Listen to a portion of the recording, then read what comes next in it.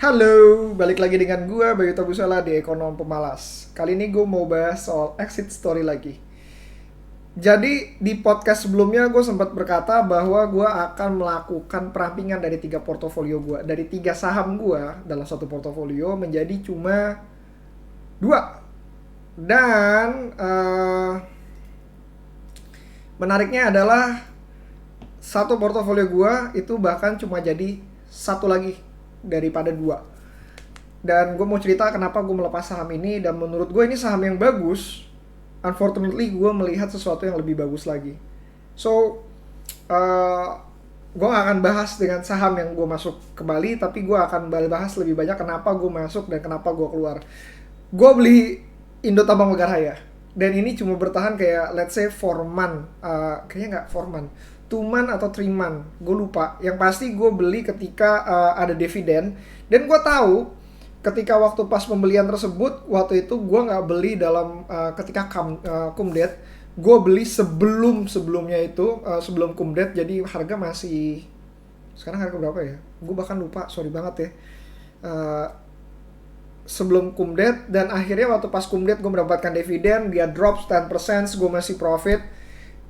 Gue bertahan, dan akhirnya sekarang drop lagi, dan begitu drop, saham kedua gue atau saham pertama gue yang gue bener-bener gue suka, gue cintai ini karena valuasinya lebih murah dibanding ITMG.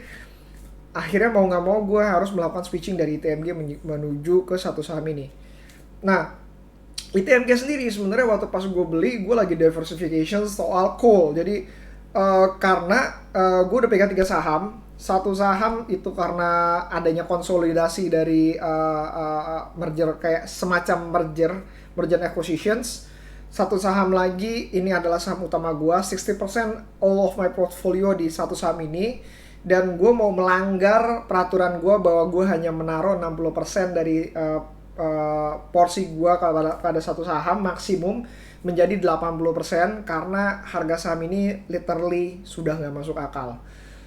Dan ITMG sendiri menaruh di porsi gue di 20%, karena gue ngerasa bahwa ini adalah safe bet untuk call. Jadi kalau misalkan gue ngerasa ITMG adalah sebuah safe bet untuk call. Kalau misalkan lu nggak tahu apa yang harus lu kerjain di call, gue selalu beranggapan, oh gue mau bet call kemana ya, ke ITMG atau ke PTBA. Tapi karena gue benci sama pemerintah, dalam artian pengelolaan pemerintah benar-benar bisa di oprek-oprek sama pemerintahnya itu sendiri, gue lebih suka dengan perusahaan swasta yang menurut gue nggak ada apa ya, jauh dari kesimpang siuran dari pemerintah itu sendiri. Maka dari itu gue masuk ke ITMG. Secara rasio, lo bisa bayangin P/E ratio 3 menurut gue udah cukup murah. Itu 3 tahun bisa balik modal. Dividen cukup lumayan besar. Kalau misalkan bisa dihitung mungkin let's say kayak 20% kalau misalkan lo invest pada saat sekarang. And then kalau misalkan dengan call turun, lo masih bisa dapat dividen kayak let's say kayak 10 or 15% dari yield dengan kalau misalkan gue beli sekarang. So that's why gue masuk ke ITMG itu sendiri.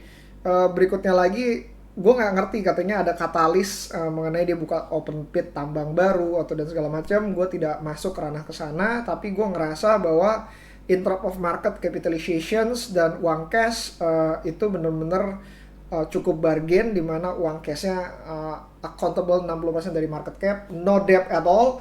Jadi kalau misalkan dia menghasilkan uang, ya either dia bagi-bagi dividen atau dia akan melakukan refinancing lagi apaan, dia akan melakukan investasi pada tambang yang berbeda. Dan gue ngerasa kayaknya investasi dia sudah lebih dari cukup, jadi kebanyakan akan dibagikan kepada dalam bentuk dividen.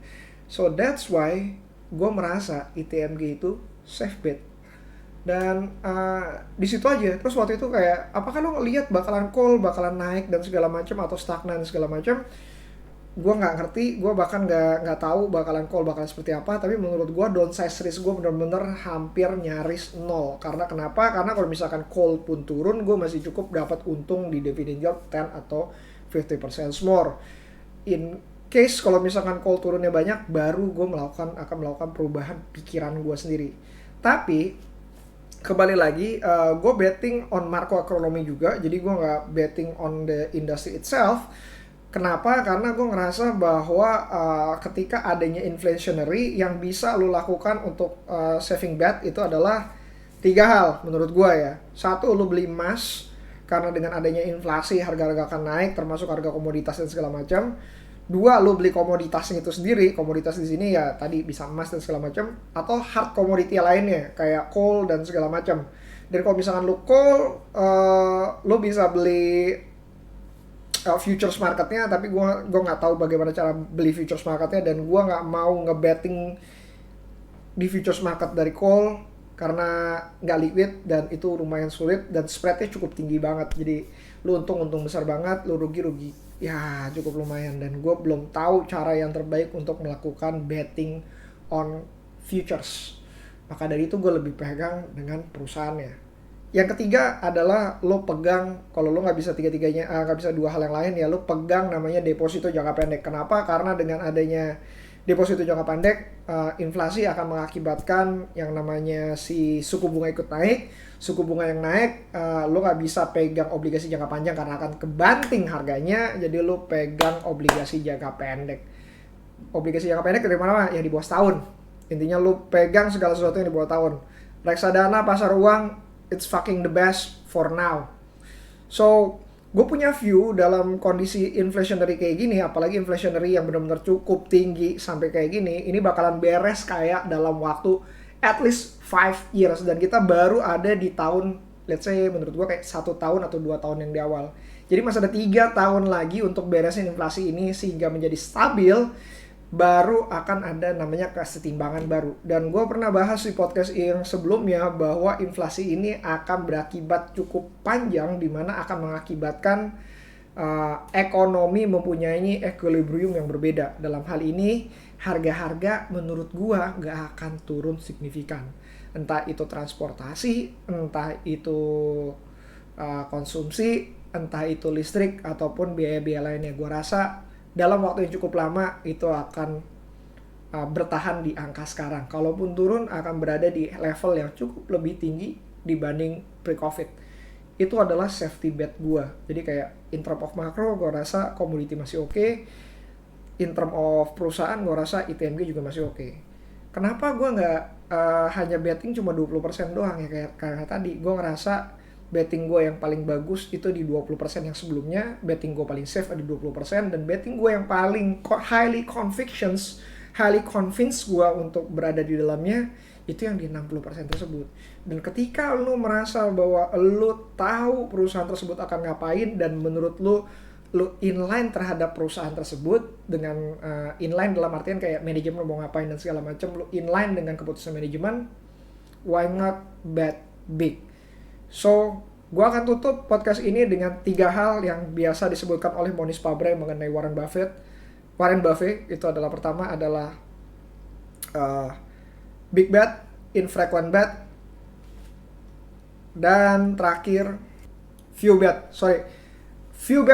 big bet, infrequent bet.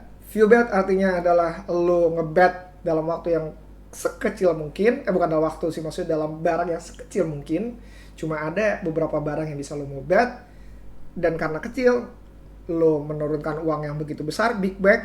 Dan infrequent bet, karena even orang yang melakukan trading yang gue kenal, yang orang tersebut berhasil melakukan fundamental dan technical dalam satu waktu dan menggunakan leverage, bahkan dia pernah berkata bahwa setahun lo bisa menemukan 2 atau 3 deals, you are more than enough to have living the life bahkan better than you are expected. Anyway, that's it for now. Kalau ada pertanyaan, lo bisa diskus podcast gue sebelumnya di YouTube gue. Please banget untuk subscribe. Gue ngincar 1.000 orang sehingga gue bisa masuk ke dalamnya. Terus kedua adalah, kalau misalkan mau lebih intimate, bisa di Instagram gue @bayutabusala, atau yang ketiga lo bisa email gue di bayutabusala@gmail.com. See you again next time.